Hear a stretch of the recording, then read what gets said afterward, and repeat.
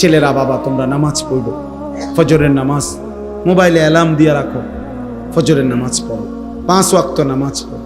Mobile বড়, প্রয়োজনে যেটুকু দরকার শুধু কোনো দরকারি কাজে হইলে ব্যবহার করো, কিন্তু দিন রাত ভাইয়া সারাক্ষণ এই মোবাইল সঙ্গে রাখো না। তুমি একদিন পিছন ফিরে তাকাইলে দেখবা আর কিছু নাই, একদিন না একদিন ভাইয়া ফিরবা।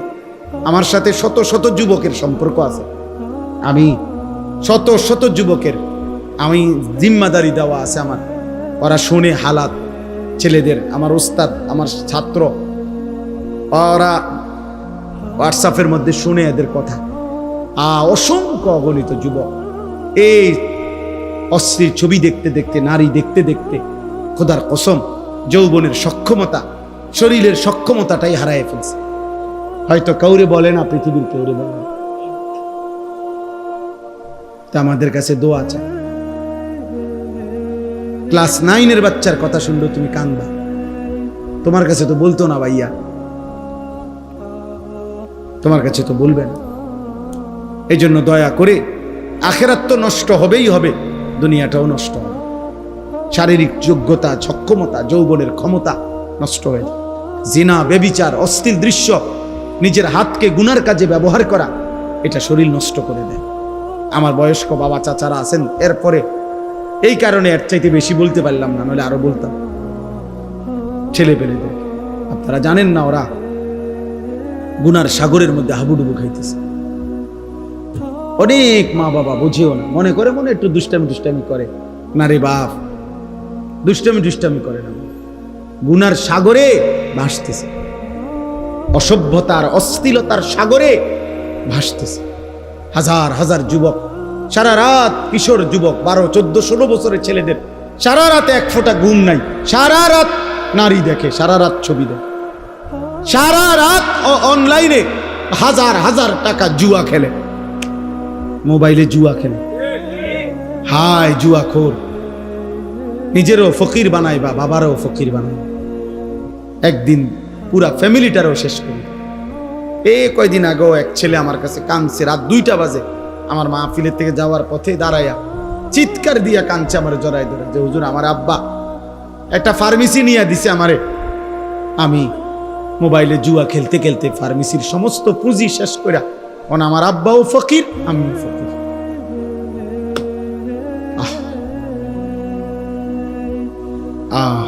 এই জন্য গুনাহ শান্তি দেয় না, একদিন না একদিন ফকির বানায়। আল্লাহ তাআলা সমস্ত ছেলেদেরকে ফিরবার তৌফিক দান করেন।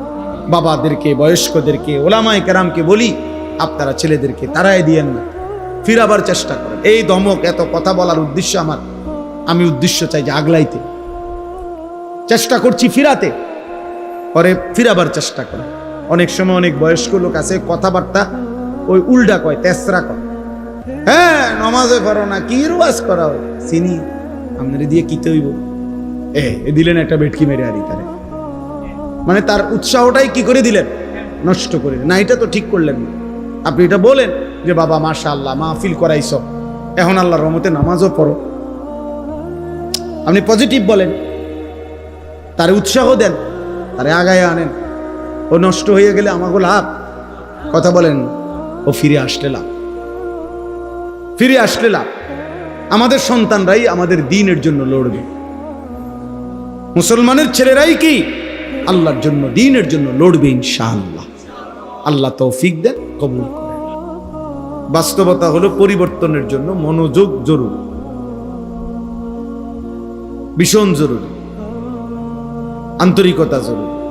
ফাসতামিউ লাহু ওয়া আনসিতু লাআল্লাকুম তুরহামুন। আল্লাহ বলছে যখন কোরআন পড়া হয় তখন তোমরা মনোযোগ দিয়ে শোনো এবং চুপ থাকো। আল্লাহ বলছে অবশ্যই তোমাদের উপরে রহমত বর্ষিত হবে। তাহলে যদি চুপ থেকে শোনো, মনোযোগ দিয়ে শোনো, তো রহমত বর্ষিত। জি বাপ, তাইলে আল্লাহর কথা মনোযোগ দিয়ে শুনতে হয়। আল্লাহ বলছেন তাইলে অবশ্যই তোমাদের উপরে রহমত বর্ষিত হবে। তাফসীরের মধ্যে আছে রহমত বর্ষিত হবে মানে কি?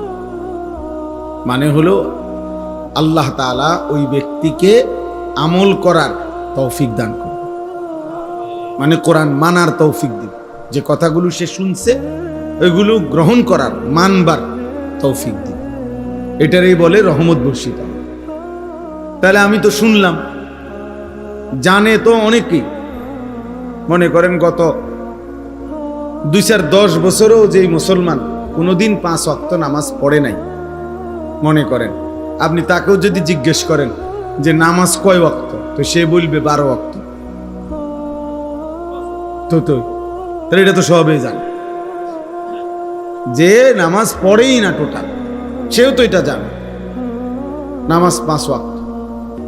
যে প্রতিদিন সুদ খায়, তো হের আপনি জিজ্ঞাসা করেন না যে সুদ খাওয়া কি চাচা কন বা ভাই কন, তো হে বলবে মুস্তাহাব। কি বলবে? হারাম। তো এটা তো সেও জানে। তাহলে একটা হলো জানা, জানি আর কি আমি, আরেকটা হলো জানা বিষয় আমলে পরিণত করা। তো নিয়ম হলো যে কেউ জানা বিষয়কে আমলে পরিণত করে ওইটাকে বলা হয় এলেম বলে ওইটাকে। এই তালেব এলেম যারা আছে মাদ্রাসা, তোমাদের জন্য ভাই এটা জরুরি। এলেম তখনই এলেম হয় যা অর্জন করার পর আমলে পরিণত করা পর্যন্ত স্বস্তি হয় না, তৃপ্ত হয় না, সেটাকে ইলম বলে। মুফতি শফি রহমতুল্লাহ আলাই এটা বলছে। এই জন্য শুধু শব্দ মুখস্থ জানে, বলতে কইলে বলতে পারে, পড়াটা, এটারে ইলম বলে না, এটারে বলে মালুমাত, অর্জিত জ্ঞান। সে এমনি কিছু জানে, কিন্তু যখন আমলে পরিণত হয় তো এটাকে ইলম বলে। 5টা জিনিস একত্র হলে ইলম পূর্ণ হয়। আল ইস্তিমা, মনোযোগ দিয়ে শোনা। আল ফাহমু, বুঝা, মনোযোগ দিয়ে তো শুনলাম, এরপরে আমি বুঝলাম কিনা এটা, যে আমার আসলে কি বলছে কথাটা।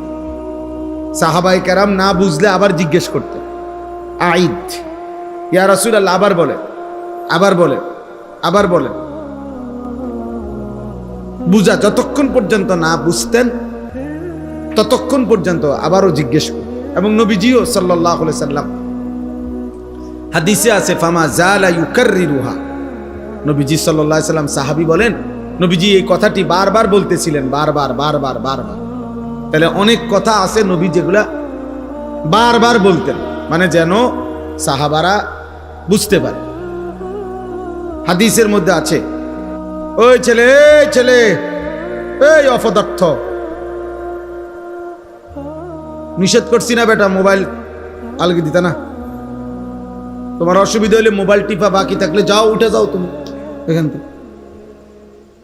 এটা তো আর কোনো নির্বাচনী জনসভা না যে অনেক লোক হইতে হবে, আমি তো আর ভোটের প্রার্থী হয়ে আসছি না, ঠিক না? তো আর অসুবিধা কি? শ্রোতা বেশি কম দিয়ে তেমন কিছু আসে যায় না। এখানে মূলত বিষয় এটা না, শ্রোতা বেশি না কম এটা মূল বিষয় না। মূল বিষয় হলো আল্লাহ তাআলা গ্রহণ করলেন কিনা, গ্রহণ করলেন কি। এজন্য এটা তো নির্বাচনী জনসভা না ভাই, যে অনেক লোক হইতে হবে। বাকি আলহামদুলিল্লাহ আসছে আল্লাহর বান্দা, শুকরিয়া। আমি এটা নজর রাখি, আমার এটা তবিয়ত, চারদিকে নজর রাখি। তাইলে 1 নাম্বার হলো মনোযোগ দিয়ে শোনা, 2 নাম্বার হলো বুঝা, 3 নাম্বার হলো সুম্মাল হিফজু, মুখস্থ করা, 4 নাম্বার হলো সুম্মাল আমালু, আমলে পরিণত করা, 5 নাম্বার হলো সুম্মান নাশরু, অতঃপর অন্যের কাছে পৌঁছানো। এই 5টা যখন হয় তখন ইলম পূর্ণ হয়। মনোযোগ দিয়ে শুনছে, যথোপযুক্তভাবে বুঝছে, মুখস্থ করছে, আমলে পরিণত করছে, অন্যের কাছে আবার কি করছে? পৌঁছেছে। এই 5টা একসাথে হলে ইলম, পূর্ণ ইলম। এই জন্য ভাই 1 নাম্বার বিষয় এটা, মনোযোগ দিয়ে শোনা। এটা যদি কেউ কষ্ট করে করে তো আস্তে আস্তে জীবন পরিবর্তন, আন্তরিকতা থাকে। কোনো বাচ্চা যদি হাঁটতে চেষ্টা করে ধীরে ধীরে একসময় পূর্ণ হাঁটতে পারে। তো সোয়াদ থাকলে সে যদি নাই দাঁড়ায় সে যদি 1-2 কদমও না পারায় সে হাঁটা শিখবে কেন? তো কোনো বান্দা যদি আগ্রহই না করে, তার ইচ্ছাই নাই আল্লাহর হুকুম মানার, গুনাহ ছেড়ে দেওয়ার, তো সে পরিবর্তন হবে কিভাবে? তার তো এই ব্যাপারে কোনো মানসিকতাই নেই। এটা জরুরি। হাকিমুল উম্মত মুজাদ্দিদুল মিল্লাত হযরত মাওলানা শাহ আশরাফ আলী থানভী রাহমাতুল্লাহ আলাইহি বলছেন, 3 জিনিস একত্র হলে, 3টি জিনিস একত্র হলে আখিরাত জাহান্নাম থেকে বাঁচা সহজ হয়, জান্নাত অর্জন সহজ হয়। 1 নাম্বার হলো ইরাদা। আমাকে আগে এটা নিয়ত করতে হবে, ইচ্ছা করতে হবে যে আমি জাহান্নাম থেকে বাঁচতে চাই, আমি জান্নাতে যেতে চাই, আমি আল্লাহর হুকুম মানতে চাই, আল্লাহ তাআলার নিষেধগুলো ছাড়তে চাই। এই ইচ্ছা আমার হৃদয়ে, ইরাদা, আকাঙ্ক্ষা আমার থাকতে হবে। আমার এটা কোনো মানসিকতাই নাই, তাহলে হবে কেন? আমরা অনেক সময় বলি না, যারে ভাই সে যাইতেই চাচ্ছে না, তো কিত্তা জোরাজোরি করো, হে যাইবে না নবীনগর, ও কোনোভাবেই যাবে না, তুমি তারা কিত্তা টানাটানি করো, তাহলে তার যাওয়ার কোনো ইচ্ছাই নাই, তারে আপনি কেমনি নিবেন? ওর পড়ার কোনো মানসিকতাই নাই, ওরে আপনি কেমনি পড়াবেন?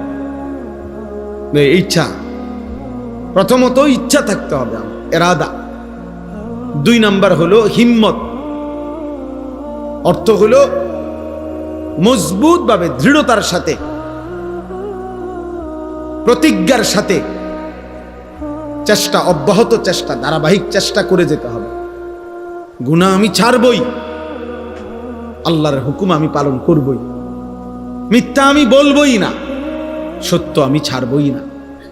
এই যে দৃঢ় একটা হিম্মত, মানে অব্যাহত প্রচেষ্টা, লাগাতার প্রচেষ্টা। একবার পিছলা খাইছে, আবার ফিরে দাঁড়াইছে, একবার হোঁচট খাইছে, আবার দাঁড়াইছে, আবার দাঁড়াইছে। একবার শয়তান আমাকে গুনাহ করায় ফেলছে, তো ঠিক আছে, এবার আমি আবার খেয়াল রাখবো যে শয়তান আমার দিয়ে যেন গুনাহ করতে না পারে, করাইতে না পারে।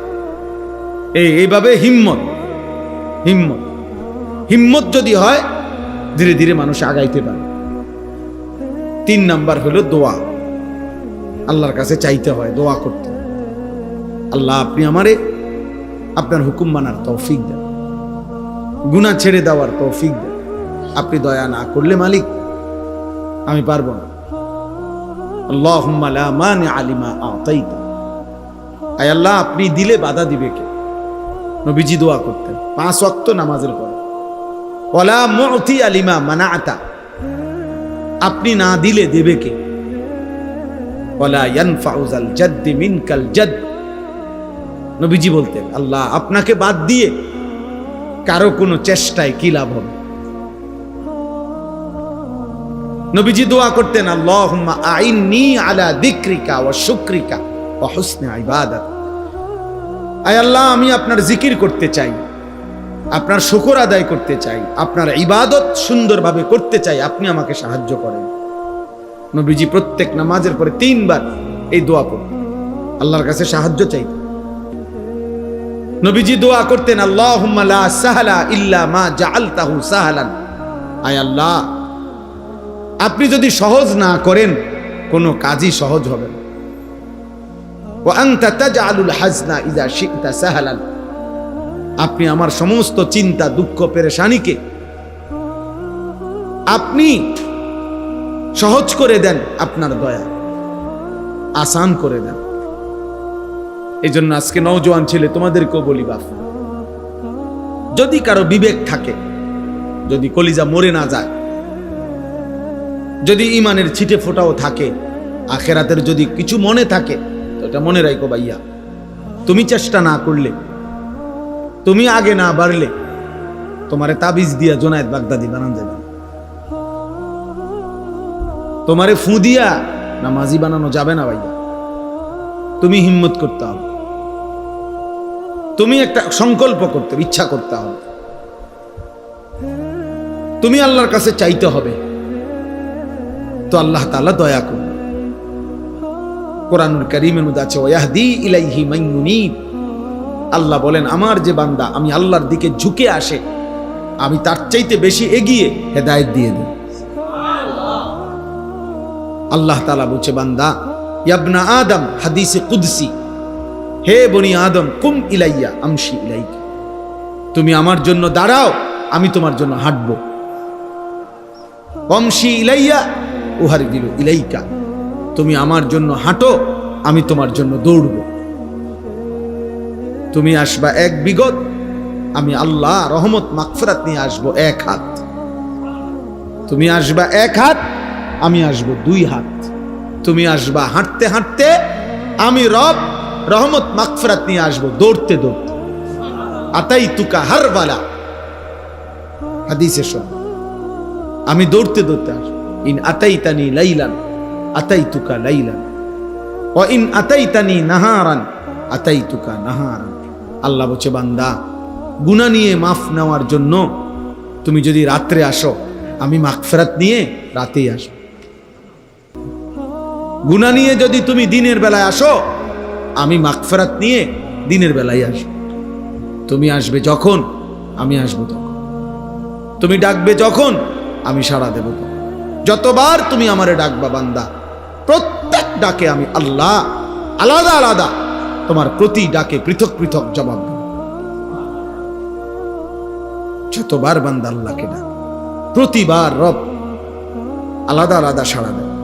বান্দা বলে আল্লাহ, আল্লাহ তাআলা বলে লাব্বাইক ইয়া আবদি, আমার বান্দা আমি আছি তো, বলো কি চাচ্ছ বলো বান্দা। ফাইযা সাআলাকা ইবাদি আন্নী ফাইন্নী করিব। আমাদের এই ওয়াজগুলোর মাকসাদ রে ভাই এটা, কিছুটা দিলের মধ্যে অনুভূতি জাগানো। শুধু শুধু একটা আয়োজন হলো, একটা মাহফিল হইলো, কিছু কথাবার্তা হইলো, হই হুল্লুর হইলো, হাঙ্গামা হইলো, স্লোগান হইলো, লাফালাফি ফালাফালি হইলো, কিছুক্ষণ দফাদফি হইলো, ছেলেরা তোমরা আবার সবাই সবার মতো যে যেমন ছিলা তেমনই রয়ে গেলা, তাহলে ভাইয়া এই আয়োজনের কি ফায়দা? মানুষরা যে টাকা দিল, মানুষরা যে 10 টাকা 50 টাকা 100 টাকা দিল, কি উদ্দেশ্যে দিল? কেন দিল? এই আয়োজনের মাকসাদ কি তাইল? এই জন্য আমি ব্যক্তিগতভাবে এটা চাই, আমার দিলের একটা তামান্না যে মনোযোগ দিয়ে শুনুক, ধীরে সুস্থে শুনুক, এই জন্য একটু ধমকাই। এই জন্য বলি যে সবাই বন্ধ করো মোবাইল, সবাই চুপ থাকুক, মনোযোগ দিয়ে শুনুক। মৌলানা সাহেব আমার আগে বয়ান করতেছেন, আমি বারবার ওইখান থেকে কোনো 5-6 বার ছেলেদেরকে ধমকাইছি যে ভাইয়া স্লোগান দিচ্ছ কেন, চিল্লাইতেছো কেন, শুধু শুধু সুদা চিল্লা, মানে উড়াই লইতেছে, মানে আগমন স্বাগতম, কে হুনে এগুলো ফালতু কথার কি অর্থ আছে? কি এর আগমন, কি এর স্বাগতম? স্বাগতম অর্থ কিতা, আগমন অর্থ কিতা? কিতা স্বাগত, শুভেচ্ছা আর স্বাগতম তো কি হইছে? এখন হুজুরের কি হয়েছে? হুজুরে এখন চাঁদের দেশে গেছে গা, হ্যাঁ?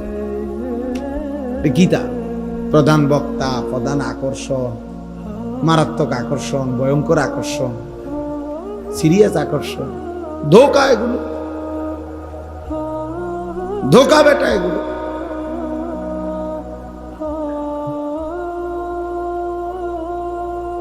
বরং আল্লাহর কথা যিনি বলে, যখন বলে, জোহরের পরে বলুক আর ফজরের পরে বলুক, রাত 10টায় বলুক আর সকাল 10টায় বলুক, আল্লাহর কথা যখনই বলে তখনই দাম, তখনই কি?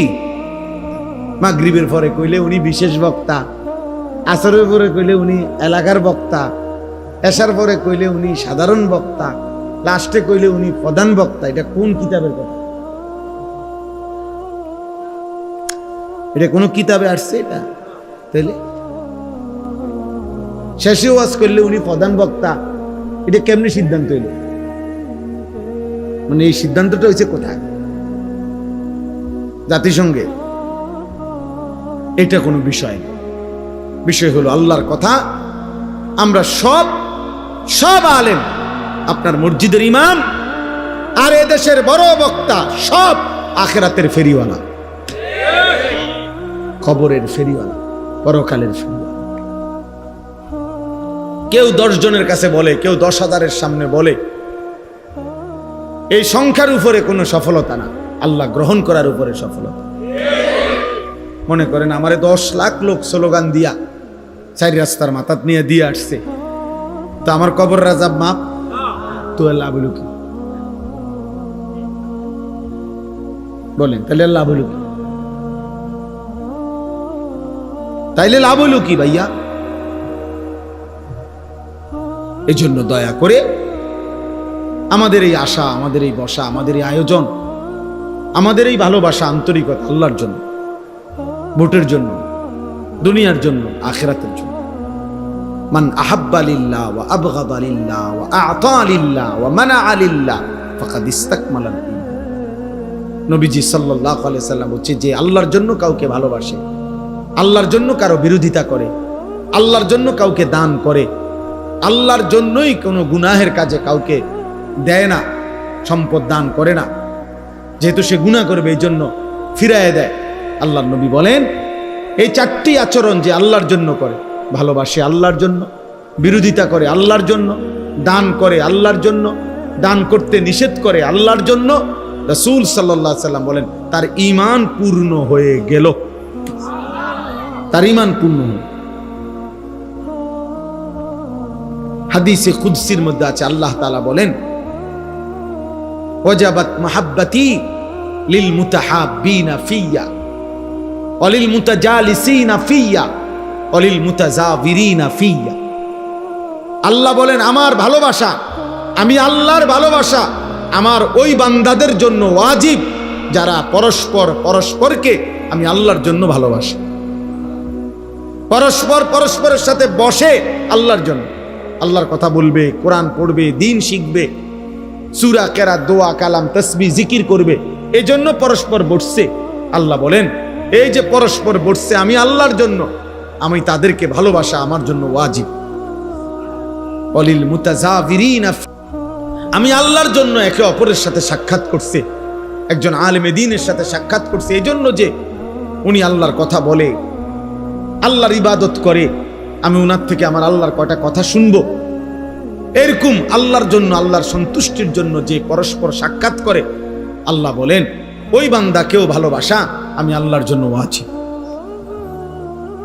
অতএব দোস্ত, প্রত্যেকের কাছে উচিত ভাইয়া, যদি আখিরাত দরকার হয় তাহলে নিজ নিজ মহল্লার ইমাম, আলেম, মাদ্রাসার উলামায়ে কেরাম তাদেরকেও ভালোবাসবে।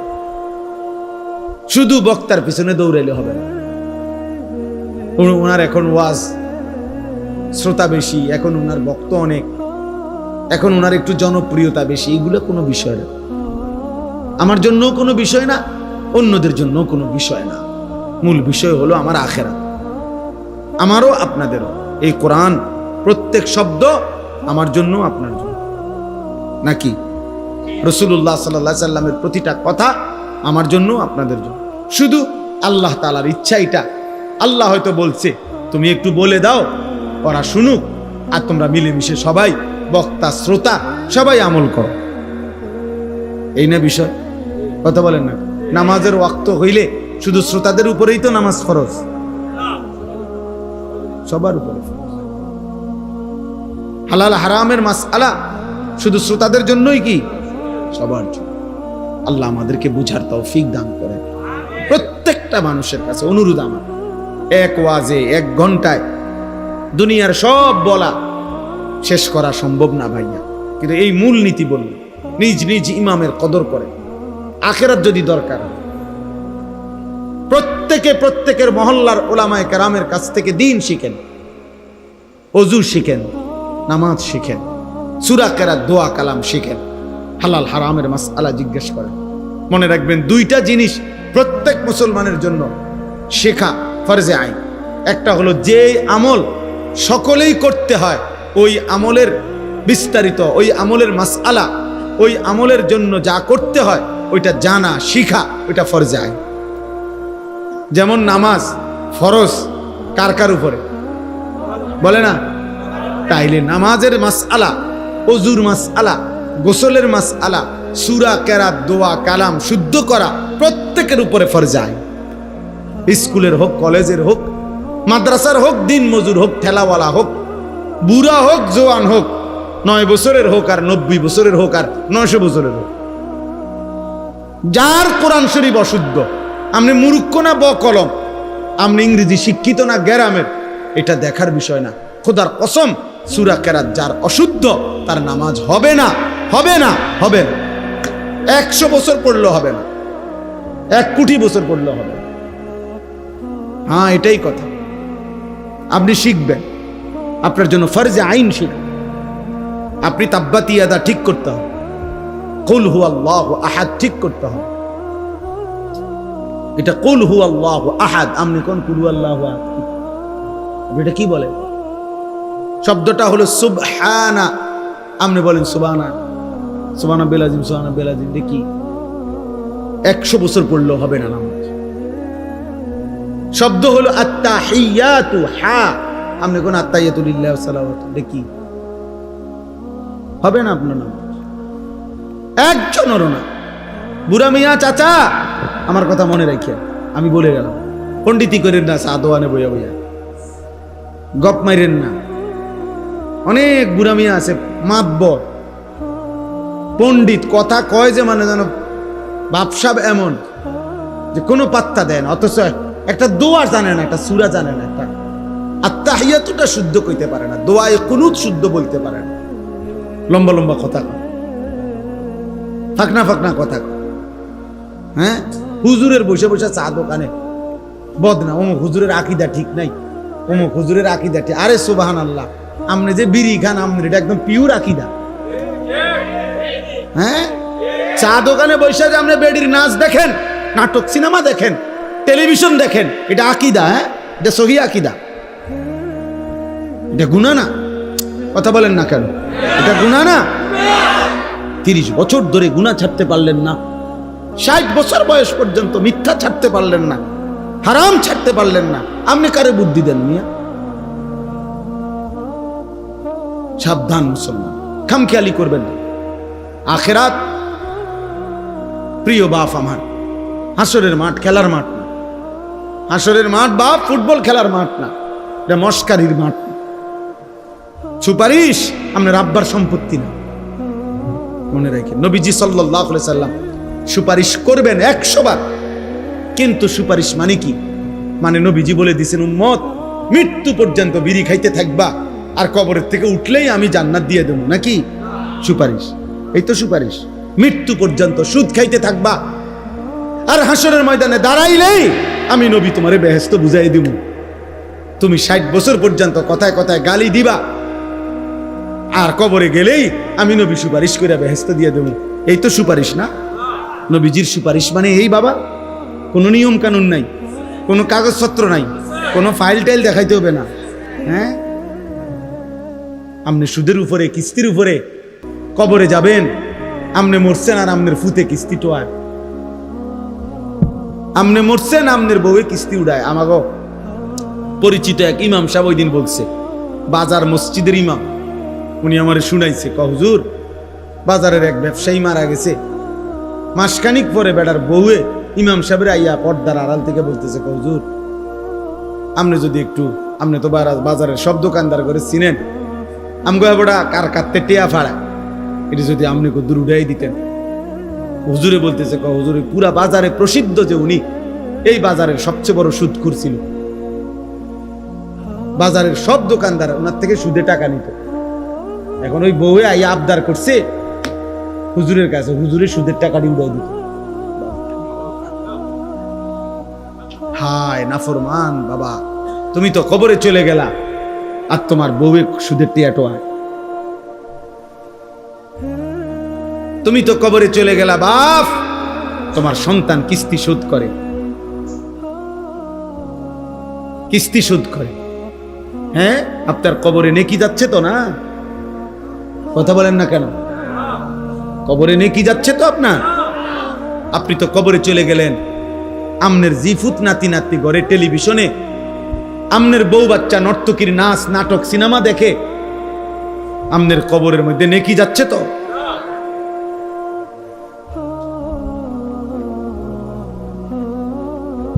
ভাববেন, ইনসাফ করে ভাববেন। আবারও বলছি বাবা, আখিরাত হাসরের মাঠ মামুলি কোনো জায়গা না, মস্কারির জায়গা না। সুপারিশের নিয়ম আছে। হাউজে কাউসারের এক ফোঁটা পানির জন্য রাসূলুল্লাহ সাল্লাল্লাহু আলাইহি সাল্লামকে আপনার জিন্দেগি বুঝাই দিতে হবে। নবী সাল্লাল্লাহু আলাইহি সাল্লামের 23 বছরের কলিজা ছেঁড়া দিন, 23 বছর তিনি কি পরিমাণ রক্ত ঝরাইছেন জিজ্ঞাসা করবে নবী, উম্মত আমলনামাটা দেখাও দেখাও। আমি 23টা বছর তায়েফে রক্ত ঝরিয়েছি, পেটে পাথর বাঁধছি, ক্ষুধার কষ্টে আমার রক্তে জমিন ভেসে গেছে। আমি উহুদের দান শহীদ করা রক্ত নিয়ে আমি পড়েছিলাম বেহুশ হয়ে যুদ্ধের ময়দানে। আমার সাহাবীরা একজনের পর একজন, এক যুদ্ধে 70 জন সাহাবীর পবিত্র লাশ আমার সামনে শাহাদাতের রক্ত পান করছে।